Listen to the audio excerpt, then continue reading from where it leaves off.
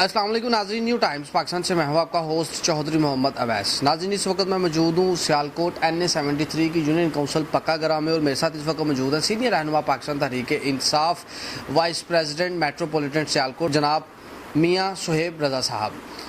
नाज़रीन, आज से कुछ देर पहले की बात कर ली जाए, माजी करीब की बात कर ली जाए, जब खान साहब इमरान खान साहब जब वज़ीर आज़म हुआ करते तो उस वक्त वो कहते थे PDM को 2014 के धरने का हवाला देते हुए कहा करते थे कि धरनों से जलसे जुलूसों से मौजूदा जो गवर्नमेंट होती है उस गवर्नमेंट को कुछ ज़्यादा फ़र्क नहीं पड़ता। तो आज जब खान साहब प्रोटेस्ट कर रहे हैं, सड़कों के ऊपर निकल रहे हैं, एहतजाज कर रहे हैं, जलसे जुलूस कर रहे हैं, नो डाउट इस चीज़ में कोई दो राय नहीं है कि खान साहब बड़े कामयाब तरीन जलसे कर रहे हैं। तो क्या इनसे जो वो प्रेशर बिल्ड हो पाएगा जो खान साहब चाहते हैं? क्या कबल वक्त इलेक्शंस हो जाएंगे? भाई चलते हैं मियाँ साहब की तरफ। जी अस्सलाम वालेकुम सर। जी वालेकुम सलाम, बहुत शुक्रिया आपका चौधरी वैस साहब, आप तशरीफ़ लाए, आपके साथ मुलाकात का शर्फ दोबारा हमें मिला, थैंक यू वेरी मच। मियाँ साहब, सबसे पहले तो ये चीज़ बता दें कि अगर खान साहब, अभी कल की बात है जब खान साहब वज़ीर आज़म थे तो खान साहब कहा करते थे, PDM को मुखातब करके कहा करते थे कि इन धरनों से जलसे जुलूसों से गवर्नमेंट को फ़र्क नहीं पड़ता। तो क्या आज फ़र्क पड़ जाएगा? देखिए, फ़र्क तब पड़ता है जब कोई एजेंडा पीछे होता है, और इनके पास कोई एजेंडा नहीं था गवर्नमेंट हटाने का। धरने जुलूस किस वजह से कर रहे थे कि क्या ऐसा मुल्क में हो रहा था जिसकी वजह से ये लॉन्ग मार्च की कॉल दे रहे हैं या धरने की थ्रेट्स दे रहे हैं? तो मुल्क तो चल रहा था और मुश्किल कंडीशंस में चल रहा था। इमरान खान साहब को बड़ा मुश्किल टाइम मिला। कोरोना ने 2 साल जहाँ पे दुनिया की मईशतें तबाह हुई हैं और पाकिस्तान तो पहले ही तरक्की पजीर मुल्क है, और बुरे हालात में भी इन्होंने स्टैंड किया। इमरान खान साहब ने लोगों से मिले, अपने बाहर के जो हमारे दोस्त मुल्क हैं, ममालिक हैं, उनसे मिले हैं, तो बड़ा मईशत को सहारा दिया। उनके पास कोई ऐसा एजेंडा नहीं था, इसलिए उनके धरनों से कोई मकसद नहीं था पूरा हो रहा। और जहाँ तक रह गई पाकिस्तान तहरीक इंसाफ की बात, आप देखें कि यहाँ पे जिस तरह से इस हुकूमत को ख़त्म किया गया है, ये अब तो हर चीज़ आश्कार हो गई, सामने आ गई है कि अमेरिकन सफ़ीर ने बयान दे दिया, वो सामने आ गए कि भाई हम हरगिज़ नहीं चाहते कि वो हमें देखें थ्रेट कर रहे हैं पाकिस्तान को। हमारा देखें सुप्रीम ताकत जो है वो अल्लाह ताला की है, हाकमियत रब की है, और उसके बाद दूसरे नंबर पे आ जाएं तो वो अवाम होती है, वो अल्लाह की महलूक है, उसकी आवाज़ है। तो ये लोग जी हम इधर भिखारी हैं, हम choosers are beggars are not the choosers, और अमेरिकन हमें प्रेशर करे कि आप किससे मिलें किससे ना मिलें, ये तो पॉसिबल नहीं। आपने भी जिक्र किया है शहबाज शरीफ की स्टेटमेंट जो उन्होंने दी थी, बैगर्स कांट बी चूज़र्स। तो अगर दोनों के खान साहब के बयानिए को अगर मैं कंपेयर करूं, PDM की गवर्नमेंट का महंगाई मकाओ नैरेटिव के ऊपर ही आई है ना, ये PDM की गवर्नमेंट बिल्ड हुई है, तो दोनों में पॉपुलर कौन होगा आने वाले वक्तों में? किसका बयानिया ज़्यादा मकबूलियत अख्तियार करता जाएगा अगर पाकिस्तान जो PDM की जो गवर्नमेंट है उसने महंगाई कम कर दी तो? हाँ, देखिए, महंगाई कम कर दें तो ये तो पब्लिक, देखिए बेसिकली पाकिस्तान की आवाम का फ़ायदा होना चाहिए। अभी तक जो हालात हैं, जैसे ही इन्होंने देखे लॉन्ग मार्च की यही थ्रेट थे ना जी, महंगाई महंगाई महंगाई।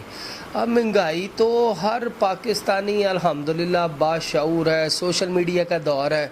देखिए, आपकी वसासत से पैगाम लाखों लोगों तक पहुंचता है। आपको हम इस वजह से हराज तहसीन पेश करते हैं कि जिस तरह से मीडिया के ऊपर पाबंदियाँ लग रही हैं तो सोशल मीडिया के ज़रिए ये पैगाम जा रहा है। तो अब हर कोई अवेयर है, उसको पता है, लोगों के बच्चे हर घर में आलमोस्टली बंदा उनका बच्चा बाहर कमाने के लिए गया हुआ है, उन्हें पता था बाहर के क्या हालात हैं, तो वो अपनी फैमिलीज़ के अंदर बता रहे हैं लोग कि भाई बाहर भी महंगाई पाकिस्तान से 4 गुना ज़्यादा महंगाई है। तो इस वजह से लोग यहाँ पे तसल्ली थी सारे मामला। अब इनका नरेटिव ये था जी महंगाई महंगाई महंगाई।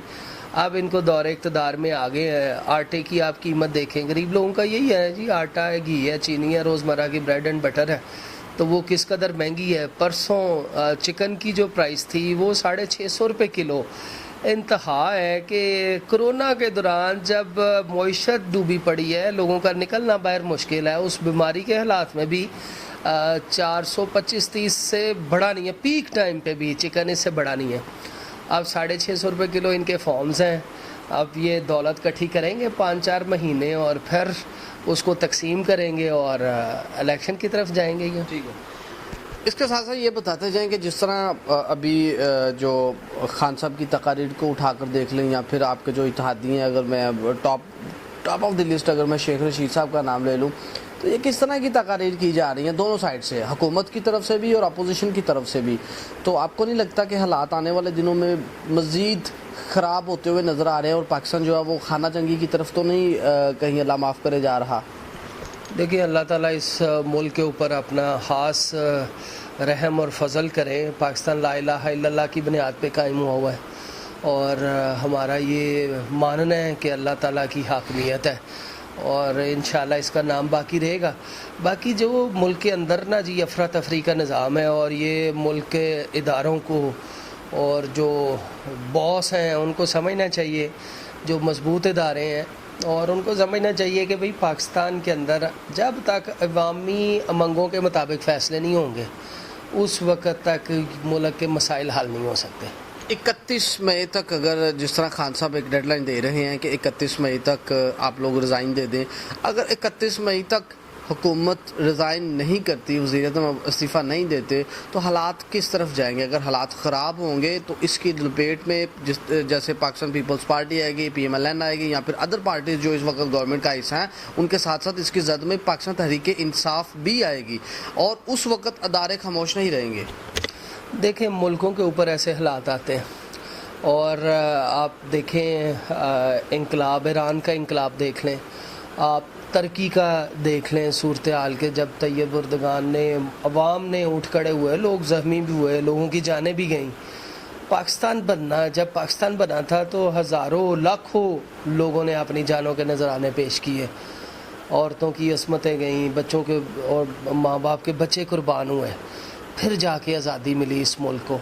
तो अब देखें, इस चीज़ से बचना चाहिए। अब आज़ाद तो हम बज़ाहिर जी पाकिस्तान आज़ाद मुल्क है, लेकिन अगर हमारी खारजा पॉलिसी आज़ाद नहीं है, हम अपने स्याह और सफ़ेद को नहीं पहचान सकते, हम ये नहीं देख सकते कि कौन से मुल्क के साथ हमने क्या ट्रेड करनी है, किसके साथ हमने ताल्लुकात रखने हैं, तो इसमें हमें आज़ाद होना चाहिए।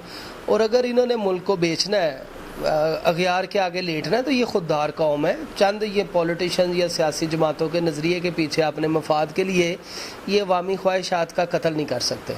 ठीक हो गया। अब जाते हुए क्विकली ज़रा बताते जाएँ कि इस वक्त हम NA-73 सियालकोट के अंदर मौजूद हैं। इस वक्त NA-73 के अवाम, क्या आपको लगता है कि किस तरफ फ़ैसला देने जा रही है? क्या खान साहब के बयानिए को फॉलो करेंगे या फिर माजी की तरह यहाँ से PMLN ही सीट निकालेगी NA-73 की? देखें, मैं आपको बताऊं, NA-73 एक सिटी हल्का है सियालकोट का, और सियालकोट एक बड़ा अहम शहर है पूरे पाकिस्तान की मईशत में, बड़ा अहम किरदार अदा करता है और इसको लीड कर रहे हैं उस्मान डार साहब। और नो डाउट मैं आपको बाइस बात नहीं करता, उस्मान डार साहब he is the hero of Sialkot. इतने यंग, एनर्जेटिक, इनोवेटिव, डिटरमिन्ड, और सियालकोट के लिए जो खिदमात उन्होंने कर छोड़ी हैं वो शायद ही आज तक किसी ने की हो। मैं तो बल्कि कहता हूँ, अगर ख्वाजा आसिफ साहब पाकिस्तान के साथ हमदर्दी रखते हैं, सियालकोट की आवाम के साथ हमदर्दी रखते हैं और वो चाहते हैं कि सियालकोट भी आगे जाए, यहाँ पे भी और ज़्यादा तरक्कियाँ हो, बेहतरी हो, तो यंग लोगों को मौका देना चाहिए। ये तो अल्लामा इकबाल का शेर भी है, उसका मैं मतन आपको बता देता हूँ कि जवानों को पीरों का उस्ताद कर, बुज़ुर्गों का उस्ताद कर, इनको आगे कर रहे हैं, इनके हौसले हैं, हिम्मत है और ना वो थकते हैं ना वो झुक रहे हैं, डटे हुए हैं अपनी हर चीज़। तो हम उस्मान डार साहब के सिपाही हैं इंशाल्लाह, इमरान खान साहब के सिपाही हैं NA-73। पहले भी सियालकोट की आवाम ने उस्मान डार साहब के ऊपर, हम ये नहीं कह सकते कि एतमाद नहीं हुआ था। हम 1200 के करीब वोटों से हमें हराया गया और तीसरे दिन जाके धुंध भी पड़ी रही उस वक़्त और बादल भी मंडलाते रहे और जाके तीसरे दिन ऐलान हुआ कि जी हम ये सीट हार गए। तो इंशाअल्लाह ताला अब सियालकोट चूँकि मेट्रोपॉलिटन सिटी है, उस्मान डार साहब ने इसको मेट्रोपॉलिटन सिटी बनवाया है इंशाअल्लाह ताला। तो अब सियालकोट के अवाम ये साबित करेंगे कि इतने ह्यूज मार्जिन से इंशाअल्लाह हम जीतेंगे कि इनको ये करने का मौका भी नहीं मिलेगा इंशाअल्लाह।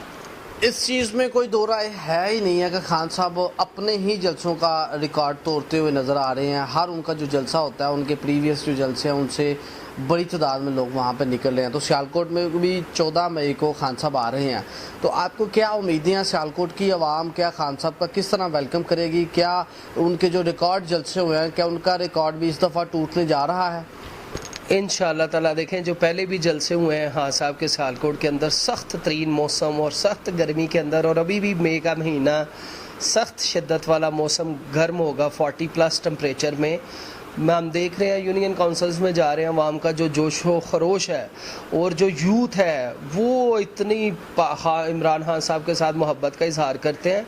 तो आप देखेंगे कि हज़ारों की तादाद में इंशाल्लाह हमें उम्मीद है 50,000 से ज़्यादा ग्राउंड सिटी आई। अभी छोटी ग्राउंड नहीं है, जना स्टेडियम से बड़ा वेन्यू है वो, लेकिन हमें पूरी उम्मीद है, जो हम जोशो खरोश देख रहे हैं और सियालकोट के गयूर अवाम और ये सियालकोट के खुददार लोग इस चीज़ को अब समझ चुके हैं और वो ज़रूर इमरान खान साहब के लिए निकलेंगे और ये पता चलेगा कि सियालकोट इंशाल्लाह क्लीन स्वीप करेगा। आपको उस दिन जो 14 मई को जलसा होने जा रहा है, ये एक तरीही जलसा होगा सियालकोट की हिस्ट्री का इंशाल्लाह। जी बहुत शुक्रिया। जी नाज़रीन, ये हैं सीनियर रहनुमा Pakistan Tehreek-e-Insaf union council Pakagra, vice president metropolitan Sialkot जनाब मियां सुहेब रज़ा साहब। उनकी गुफ्तगू आपने सुनी है। उन्होंने कहा है कि शदीद गर्मी में मई के इस गर्म तरीन मौसम के अंदर भी लोग निकलेंगे और ये जो ग्राउंड है ये जना स्टेडियम से भी बड़ा ग्राउंड है और वहाँ पे लोगों का अभी कह रहे हैं कि हम देख रहे हैं कि यूनियन काउंसिल्स में जाकर लोगों का जोशो खरोश